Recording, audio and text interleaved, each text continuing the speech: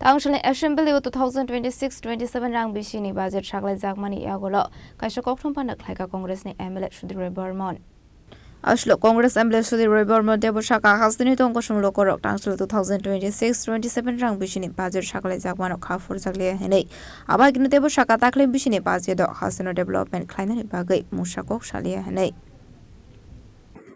এটা যদি বাজেট পাশের পর যদি মুখ্যমন্ত্রী ঘোষণা দিতেন আমার কোনো আপত্তি ছিল। ওনারাই বলছেন আজকে বাজেটের আগে ক্যাবিনেট মিটিং করে, তাহলে এই ঘোষণাটা কেন মুখ্যমন্ত্রীকে দিতে হবে? বাজেটের মধ্যেই তো এটা রিফ্লেকশন আসার কথা। আমি এই কথাটাই বললাম, যেটা চিপ স্টান্টের জন্য, চিপ পাবলিসিটির জন্য মুখ্যমন্ত্রী আপনি নিজে দাঁড়িয়ে কথাটা বললেন কেন? 15-20 সেকেন্ড আগে উনি আমাদের অর্থমন্ত্রী বাজেট ভাষণ শেষ করলেন, এর মধ্যে তো কোথাও রিফ্লেকশন নেই, কেন হলো না? তার মানে এর অর্থটা কি? তার মানে খাটো করে অর্থমন্ত্রীকে খাটো করে দেখানো, এবং এটা পার্লামেন্টারি প্র্যাকটিস এন্ড প্রসিডিওরের নিয়ম নীতি না। আপনারা দেখেছেন সেন্ট্রাল গভর্নমেন্টও তো ঘোষণা করেছে কর্মচারীদের স্বার্থে, ফিনান্স মিনিস্টার নির্মলা সীতারামকে দিয়ে বলেছে, মোদী ঘোষণা করেননি। তো এটাই তো সিস্টেম, এটাই তো পার্লামেন্ট প্র্যাকটিস প্রসিজারের নিয়ম নীতি। তো এটা উল্লঙ্ঘিত হয়েছে, যে স্বাভাবিকভাবেই আমি ওনাদের দৃষ্টি আকর্ষণ করলাম। এখন যদি এর ব্যাখ্যা যদি হয় যে আমরা খুশি না, এটা তো সাগর মে গুণ জেসা হয়, কত পাওনা আর কত পেয়েছে, আমরা খুশি তো নয়। আর আমরা তো ভেবেছিলাম আরো বেশি করে দেবে, এমন তো শুনেছিলাম 15% দিয়ে ঘোষণা দেবেন। তারপরেও তো ঘাটতি থাকে, তারপরেও বলতে পারতাম যে হ্যাঁ এত ডিএ পাওনার মধ্যে মাত্র 5% ঘোষণা দিয়ে, এখন এডিসি নির্বাচন সামনে, উপনির্বাচন সামনে, তার জন্যই তো এই ঘোষণাটা। তো কর্মচারী বিচার করবেন যে কেন তাদের পুরো, এবং এটা এই এক্সপেন্ডিচারটা আরো আগে করা উচিত ছিল। তাহলে 16th ফিনান্স কমিশন যখন আমাদের এই অ্যাওয়ার্ড করতেন, তাহলে দেখতো যে এই টাকাটা আমরা কমিটেড খরচা করতে পেরেছি কিনা, বহু লেটে করেছে। এখন এটা আমাদের যে অ্যাওয়ার্ড হবে 16th ফিনান্স কমিশনের, it will not be reflected. যখন এরা টাকা আমাদেরকে দেবে যে ফর্মুলা মোতাবেক, তখন এটা আমাদের করা উচিত ছিল অক্টোবরের মধ্যে, গত বছর অক্টোবরের মধ্যে। এখন আমরা পরের বছর আমরা এটা কিন্তু মার্চ মাসের ঘোষণা দিল 1 এপ্রিল থেকে।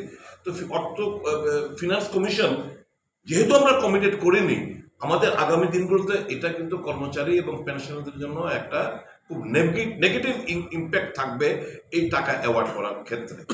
তার জন্য এই জিনিসগুলো আমরা বললাম। তো এখন এটাকে যদি ভুল ব্যাখ্যা কেউ ওদের কথা আমাদের মুখে বসানোর চেষ্টা করে, আমাদের কিছু বলার নেই।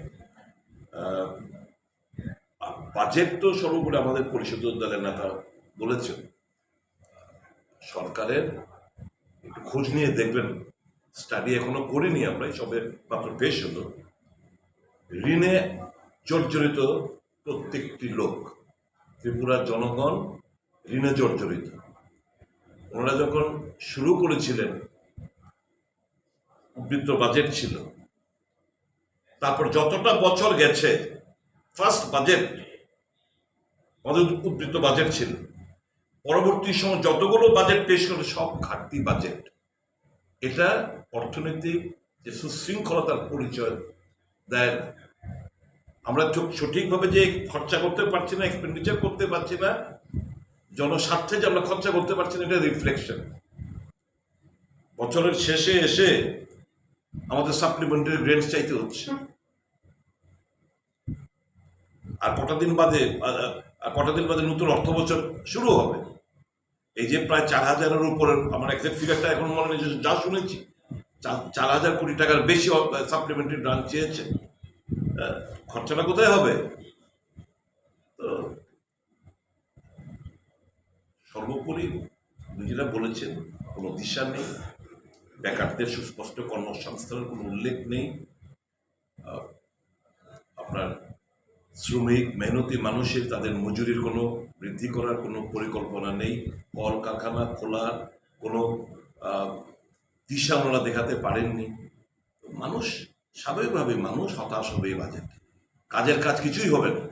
আজকে শুনলেন তো অ্যানাউন্সমেন্টটা করলো, স্বাস্থ্যের বিপ্লব কত কত সুন্দর সুন্দর আমি দেখছিলাম টিভির মধ্যে। রাজক রাগুলি নিশিমি প্রণামনি কৌতুম চিনি খরাং